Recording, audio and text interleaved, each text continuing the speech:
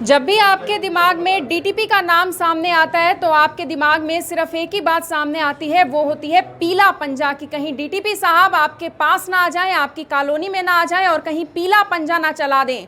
क्योंकि लोगों का भी कोई कसूर नहीं होता। लोगों का ये कहना होता है कि अवैध कॉलोनियों में हमारे पास मकानों की रजिस्ट्री होती है, इंतकाल होते हैं, बिजली के कनेक्शन तक लग जाते हैं। फिर ऐसे में गरीबों का क्या कसूर था जिन्होंने पाई पाई करके अपनी दुकान बनाई, मकान बनाए, घर बनाए, नींव रखी और उन नींवों को गिरा दिया जाता है, उन दीवारों को गिरवा दिया जाता है। पिछले दिनों भी आपको याद होगा कि करनाल की अगर मैं बात करूं, ना सिर्फ पिछले दिनों बल्कि पिछले कई सालों से अवैध कॉलोनियों पर डीटीपी का पीला पंजा चलता हुआ नजर आ रहा है। चाहे मैं पहले वाले डीटीपी की क्यों ना बात करूं या फिर अभी मौजूदा जो डीटीपी हैं, डीटीपी आरएस भाट, उनकी बात करूं, लेकिन पिछले दिनों i24 ने आपको एक बड़ी खुशखबरी की बात सुनाई थी। वो खुशखबरी ये थी और एक बड़ी जानकारी की बात ये थी कि अब आप अपनी अवैध कॉलोनियों को भी नियमित कर सकते हैं, आप उनको रेगुलराइज कर सकते हैं। लेकिन उसको लेकर कुछ टर्म्स एंड कंडीशंस थी। हरियाणा सरकार ने एक पॉलिसी बनाई है कि अब आप अवैध कॉलोनी को लेकर भी अप्लाई कर सकते हैं, उसे वैध करवा सकते हैं। लेकिन उसके लिए करना क्या होगा? अगर आपको किसी भी तरीके की परेशानी है तो आप करनाल में भी जा सकते हैं,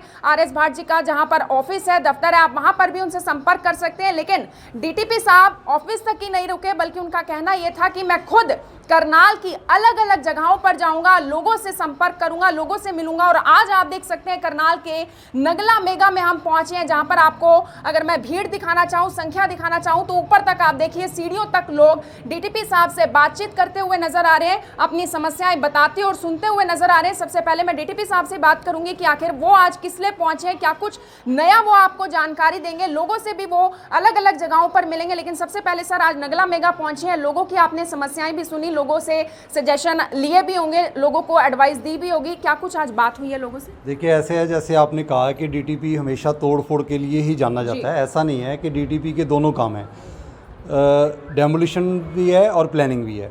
देखिए, सरकार का पहले यही ऑप्शन थी कि जी जो भी कॉलोनीज़ हैं जो अवैध बन रखी हैं उसके ऊपर हम अपना रूल फॉलो करके ही उसकी तोड़फोड़ करते थे। डेफिनेटली जिसने हार्ड अर्न मनी लगा रखा है उसका नुकसान होगा, तो एजिटेशन भी होगी।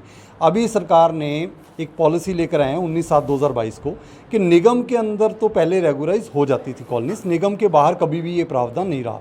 तो ये प्रावधान आ चुका है और मैंने ये ऑप्शन रखी थी कि कई बार क्या है कि लोगों ने कॉलोनी काट के निकल गए। हो सकता है कि जी इंडिविजुअल बंदों को भी इस पॉलिसी का ज्ञान ना हो। आपके माध्यम से मैंने रिक्वेस्ट की थी कि जी लोगों तक बात पहुंचे और आपके मीडिया के बाद आने के लिए भी ये बात काफ़ी क्वेरीज भी आई। तो हम कैंप लगा रहे हैं कि जहाँ पर भी अवैध कॉलोनी है वहाँ पर एक कोई भी इंस्टीट्यूट या कोई पंचायत घर, कम्युनिटी सेंटर देखकर वहाँ लोगों की जो भी समस्या है, लोग अप्लाई करने में उनको क्या दिक्कत आ रही है, वो मैं समझूं और उसके ऊपर उनको गाइड करूं, ताकि इसको इमीडिएटली जो है लोग अप्लाई करें और लोगों को सुविधा मिले। देखिए, जो तो मकान बन चुके हैं, जो अवैध कॉलोनियाँ बन चुकी हैं, सड़क जहाँ बन चुकी है, जहाँ जो बन चुका है ये वहीं रोक दें, बिल्कुल पीला पंजा नहीं चलेगा। लेकिन आपके माध्यम से ये भी कहूँगा कि रेगुलराइजेशन के लिए पॉलिसी का प्रावधान देखते हुए उसको अप्लाई करें।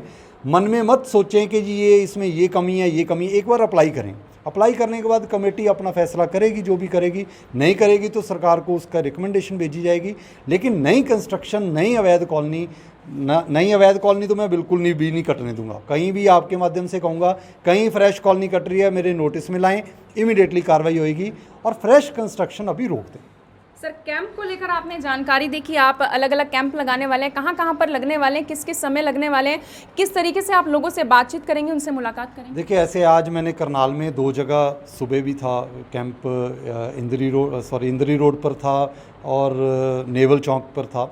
आज यहाँ भी पहुँच गए हैं और कल भी मेरा असंध का प्रोग्राम है। ऐसे ही मैंने इंदरी में भी लगाया है, वो मैं आपको शेड्यूल दे दूंगा ताकि आप शेड्यूल हाईलाइट करें और सबको ये पता लगे कि किस मौके पर मैं कहाँ पहुँच रहा हूँ और उसमें लोग आएँ। मेरा यही है कि यहाँ तो जिस बंदे ने कॉलोनी काटी है उसको कोई दुविधा आ रही है कॉलोनी में अप्लाई करने में, वो बताए, या जो 4 लोग अप्लाई कर सकते हैं, कोई एसोसिएशन बनानी पड़ेगी। जो भी मदद हमारे से चाहिए हम करने के लिए तैयार हैं। इनको नक्शा बनवाने में कोई मदद चाहिए, किसी भी तरह की मदद चाहिए, डीटीपी इनके साथ बिल्कुल जुड़ा है। सर, जो अभी अभी इस वीडियो को देख रहे हैं, अभी अभी जुड़ा है, जो नया व्यक्ति इस खबर को देख रहे हैं, जिसे अभी अभी ये पूरी जानकारी मिली है, वो ये जानना चाह रहा होगा कि किस तरीके से वो अप्लाई कर सकता है और कौन कौन अप्लाई कर सकता है, किन किन लोगों के लिए सर ये पूरी जानकारी है। देखिए, जो भी अवैध कॉलोनी 1 जुलाई 2022 से पहले कटी है, जिसमें कि कोई प्लॉट बिक चुके हैं, उसका एक नक्शा देना पड़ेगा। अप्लाई कौन करेगा? या तो जिसने कॉलोनी काटी है, या वहाँ के जो डीलर हैं जिन्होंने कॉलोनी को बेच रखा है, या कोई एसोसिएशन बना ले। एसोसिएशन बनाने के लिए अप्लाई कर दें।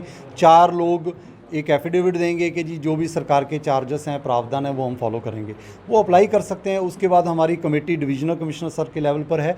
डीसी साहब की कमेटी में हम रिकमेंड करेंगे। डिवीजनल कमिश्नर साहब अगर पॉलिसी में फिट बैठता तो यहीं अप्रूव हो जाएगी, नहीं है तो हम सरकार को उसको भेज देंगे। जी सर, एक सवाल ये भी है कि जो नगर निगम के बाहर की जितनी भी अवैध कॉलोनियाँ जिनको हम अप्रूव करने की बात करें, अप्रूव करने के बाद वहाँ के डेवलपमेंट का कार्य कौन करने वाला है और डेवलपमेंट चार्जेस क्या पहले देने पड़ेंगे या बाद में देने पड़ेंगे, उसको लेकर क्या? देखिए, इसमें ये है कि अगर आप अप्लाई करते हो, अप्लाई करने के बाद कमेटी यहीं पर फैसला करती है रेगुलाइज करने की, तो डीसी साहब के लेवल पर हम एक डिमांड नोटिस इशू करेंगे।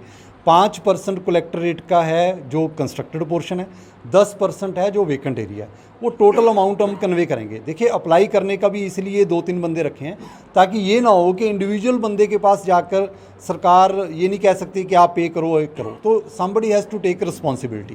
तो वो टोटल कॉलोनी की रिस्पॉन्सिबिलिटी लेंगे।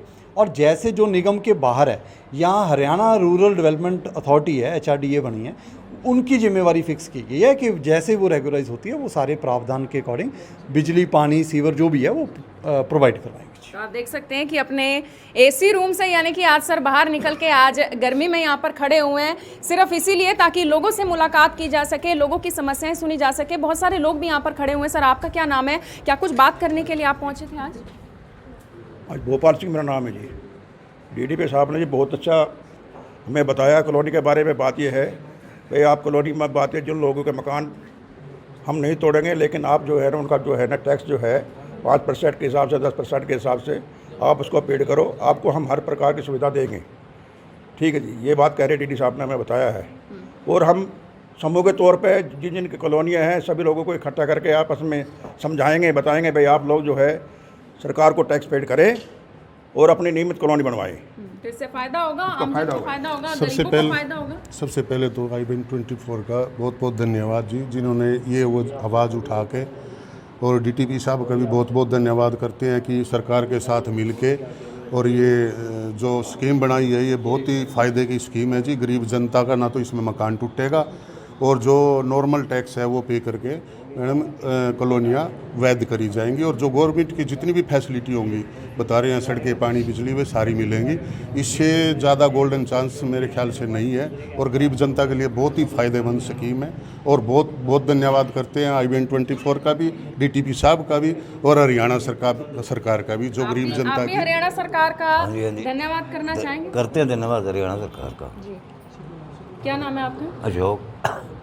तो ये जो शेड्यूल आप देख सकते हैं, सार्वजनिक सूचना जो लोगों तक इस वक्त हम पहुंचा रहे हैं, ये जानकारी अगर आपको ना मिले तो इस वजह से I-24 आपको इस वक्त आपकी स्क्रीन पर ये पूरा का पूरा शेड्यूल दिखा रहा है, पूरी की पूरी जानकारी दे रहा है। यानी कि इससे एक बात तो साफ है कि अब किसी भी गरीब की आंखों में खून के आंसू नहीं आएंगे, क्योंकि हम खुद ग्राउंड रिपोर्ट आपको दिखाते हैं, खुद लोगों की समस्याएं आप तक पहुंचाते हैं, खुद लोगों को हमने खुद भी रोते हुए देखा है। लोग किस तरीके से पाई करके अपना प्लॉट लेते हैं, उसके बाद मकान बनाते हैं, लेकिन लोगों को कई बार नहीं ऐसी पूरी जानकारी होती है कि अवैध कॉलोनी में हम घर बना सकते हैं, नहीं बना सकते, और गरीबों को कई बार गुमराह भी बिल्डर्स द्वारा किया जाता है। मेरी आप सभी लोगों से यही अपील कि जो भी लोग इस खबर को, इस वीडियो को देख रहे हैं, इसे साथ के साथ जरूर शेयर करें। आप देख रहे हैं I-24, मैं हूं महक शर्मा, हरियाणा के करनाल से आप सभी के साथ लाइव। धन्यवाद। अब यहाँ तक आ ही गए हैं तो हमारे चैनल को सब्सक्राइब जरूर करें और नीचे दिए गए बेल आइकन को जरूर दबाएं ताकि हर खबर सबसे पहले पहुंचे आप तक।